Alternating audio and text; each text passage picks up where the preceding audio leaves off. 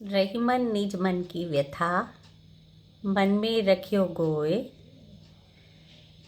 जो सुनी है इठलाई है, बांट न सकी है कोई। हेलो फ्रेंड्स, नमस्कार, कैसे हैं आप। तो गीता जी के अध्याय 5 में ये कहा गया है कि सब जो दुखों की जड़ है वो कामना है। मनुष्य की जो कामना होती है, इच्छाएं होती हैं, वो कभी पूरी नहीं होती। और हम सोचते हैं ये कर लें तब हम खुश होंगे, ये कर लें तब हम खुश होंगे। तो भाई आजकल हिंदू राष्ट्र के नाम पे बड़ा अलग जगाया हुआ है कुछ हिंदुत्ववादी लोगों ने, ताकतों ने।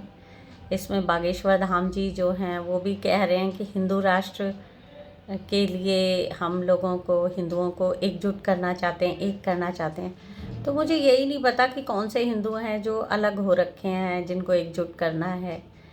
और या तो गीता जी की बात गलत है और या फिर उनकी बात गलत है, क्योंकि कामना तो कभी समाप्त नहीं होती। आज आप हिंदू राष्ट्र बनाना चाहते हैं, मुसलमानों को भेज देना चाहते हैं इस देश से कहीं दूर। फिर आप कहेंगे कि इस जाति के लोग होने चाहिए हिंदुस्तान में, है ना। फिर कहेंगे हमारे ही परिवार के लोग होने चाहिए। ऐसे करते करते ये इच्छा कभी समाप्त तो नहीं होगी, कामना। और ये तो बढ़ती ही जाएगी। तो इसका अंत जहाँ कहाँ जाके होगा।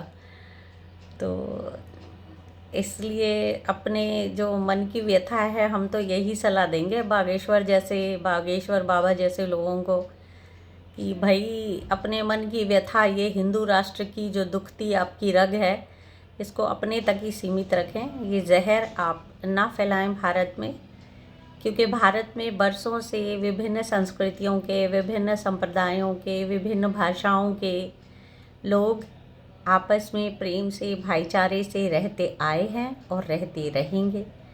और फिर हमारे पास एक संविधान है जो हमें बताता है कि कैसे रहना है, कैसे सरकारें चलनी हैं। तो ये जो हिंदू राष्ट्र वाली जो विचार है, ये हमारे संविधान के भी खिलाफ है। तो पहले तो आप संविधान को बदलवाइए अपनी पसंद की सरकारों से। तो पहले तो संविधान में संशोधन करना पड़ेगा, क्योंकि हमारा देश तो संविधान के अनुसार सेक्युलर है, धर्मनिरपेक्ष है। यहाँ राज्य का कोई धर्म नहीं है, सरकार का कोई धर्म नहीं है। तो पहले तो आपको संविधान बदलना पड़ेगा, तो बदलिए आप पहले। उसके बाद आप बात करिए हिंदू राष्ट्र की। और बाकी हिंदू राष्ट्र की जो आपकी कामना है, ये तो फिर भी पूरी नहीं होगी, क्योंकि आपने मुसलमानों को और अन्य संप्रदायों को निकाल भी दिया। तो फिर आपके पास कुछ और हो जाएगा कहने के लिए कि इस जाति के लोग बुरे हैं, इस जाति को ख़त्म करें, है ना।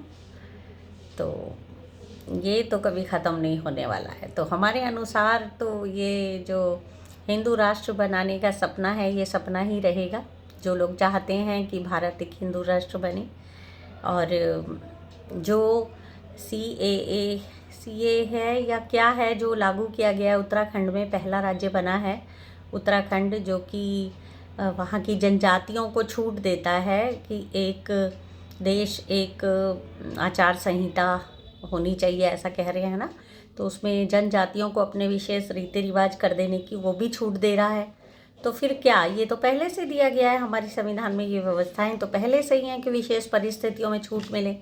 मुसलमानों को अलग तरह के जो अपने रीति रिवाज है वो करने की छूट है, हिंदुओं को अलग से है।